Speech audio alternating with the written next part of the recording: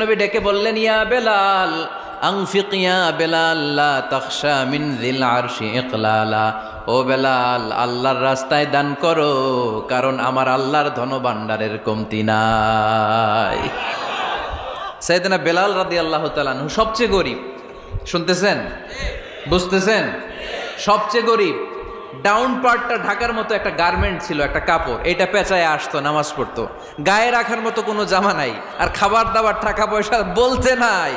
ওই সাহাবীরে বিষ্ণু ইসলাম বললেন, আনফিক বেলাল, বেলাল তুমিও দান করো, তুমিও দাও, দানের হাতকে প্রশস্ত করে দাও।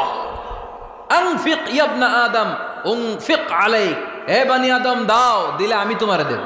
কেজির এটা হুজুরে দিয়ে দিলাম, এরপরে কেউ আমার 20 কেজি দিলে ওইটা ধরবো, ওইটা আবার আরেকজনরে দিব, এরপরে আরেকজন 30 কেজি দিলে ওইটারে ধরবো। কথা বলেন, কথা বলেন, কথা বলেন। এজন্য আল্লাহ বললেন,